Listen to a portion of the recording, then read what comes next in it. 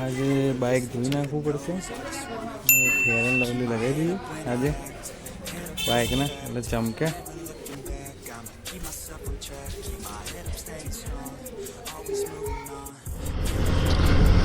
Hello guys, તો આજે આપણે નીકળી ગયા છે.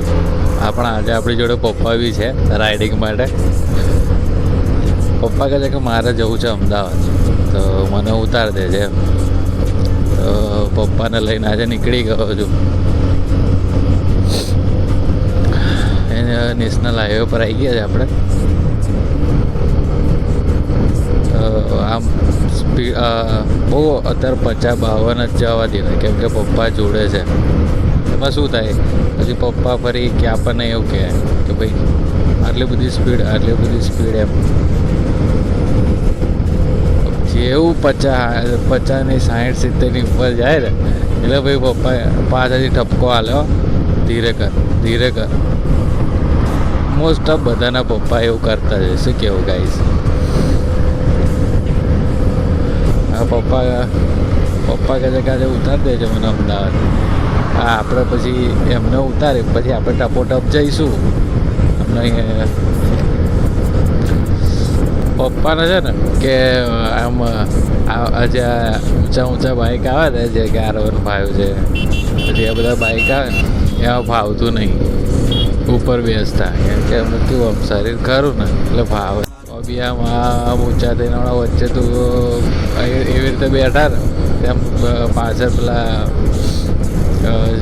સીટની પાછળ એંગલ આવે ને એમાં ભરાઈ ગયો પગ જેવો ભરાઈ ગયો ને એની જાતે એમનું પેન્ટ ફાટી ગયું નીચેથી.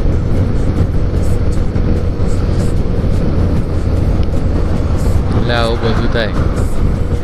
મને તો કે તું સ્પ્લેન્ડર જ લઈ લે છે એમ. આ બધા ઊંચા બાઇક આપણા કામના નહીં, કે આપણે સ્પ્લેન્ડર જ લેવાય એમ. બધું સારું જોઈશું કરીને મારો ભાઈ જઈને એક્સ્ટ્રીમ લઈ આવ્યો. આમ તો આપણું સપનું MT-50 હતું, તો કશો વાંધો નહીં, કરીશું સપનું પૂરું. પણ થોડું જોઈએ ના પૂરા થાય છે, પણ અને એની પાછળ મહેનત કરવી પડે પછી પૂરા થાય.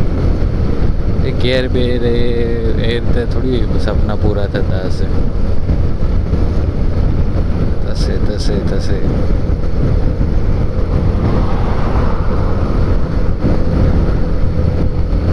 જોઈએ પપ્પાનું રિએક્શન શું આવે. સ્પીડ વધારીએ શું બોલે છે પપ્પા, જોઈએ હવે. આપણે 70-75 ની આજુબાજુ તો પહોંચી ગઈ છે, હજી કશું કહેતા નહીં, પણ હવે જોઈએ. હવે લાગે છે એમને મજા આવે છે એટલે કશું કહેતા નહીં. આખો શિયાળો ગયો પણ એમણે સ્વેટર નહીં પહેર્યું, બોલો છો ગાઈસ. સ્વેટર તો ખબર પહેરતા જ નહીં. એમને એમ છે કે આપણને ઠંડી લાગતી જ નહીં, પણ સિરિયસલી એમને ઠંડી નહીં જ લાગતી એમ. આખો શિયાળો ગયો ના એમને શરદી ના એમને કશું એમ.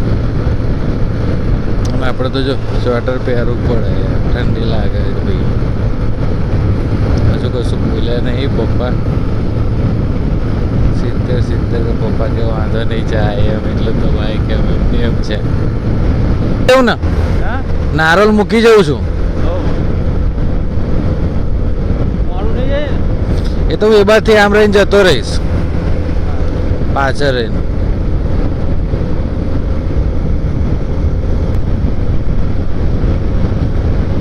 હવે તમે રોકાઈ જવાના છે ને, રોકાવાના છે ને. જોઉં શું હવે, રોકાઈ જ જજો. રોકાવાની ઈચ્છા તો છે, ઘરા બધી હોય છે એમના બેનના ઘેરની. કેવું હા જોવું કરે. રોકાઈ જજો.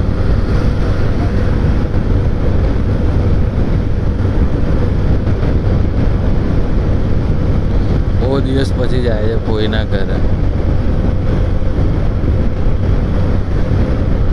કોઈ કે રોકાઈ જજે એમ અહીંયા. પપ્પાને એવું કે પપ્પા વિચાર કરે કે કહું કે ના રોકાવ એમ.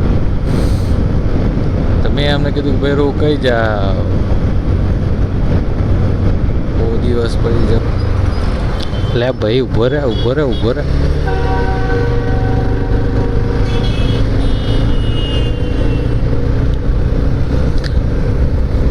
ગાડી વાળાને એમ થઈ જાય કે હમણાં કાલ દઉં એટલે પણ જરીક અમદાવાદની અંદર તો આજ એ જ પેટર્ન ચાલતી હોય. જ્યાં જગ્યા દેખાય ને ત્યાં કાલ દઉં, બસ જ્યાં જગ્યા દેખાય ને ત્યાં કાલ દઉં. અને એમ ના વિચાર કે ચાલો શાંતિ રાખીએ આપણે. અમદાવાદ આવી ગયું છે એટલે અમદાવાદ નારોલ પહોંચી જવા આવ્યા આપણે.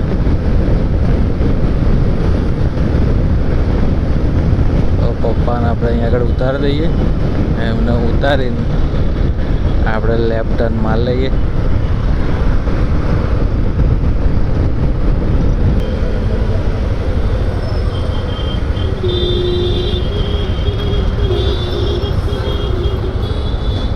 લેડો પપ્પા, તમારું આવી ગયું છે ડેસ્ટિનેશન. લે પપ્પા હું નીકળું છું, રોકાઈ જવો તો રોકાઈ જજો. વાંધો નહીં. હા હા ના મારે નહીં ખાવું, તમે ખાઈ લો. ખમણ ખાઈ લો પેલા વાળ કયા ખમણ? વાટીદારના. લે હેડો હું નીકળું. હા હા લેડો હેડો હું જાઉં.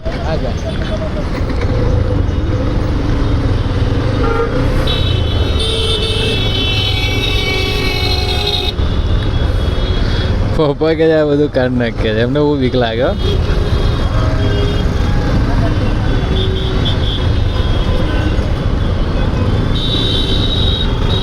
એ તો મેળો ભરાય એવું છે ભાઈ.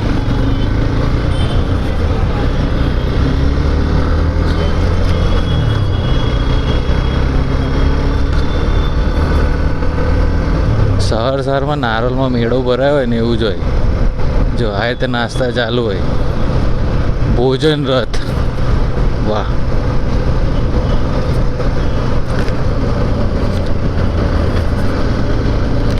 મોસ્ટ ઓફ બધા શહેરમાં શું મજૂર વર્ગ હોય ને, તો અહીંયા નારોલ મળી જાય એમ ટોટલી.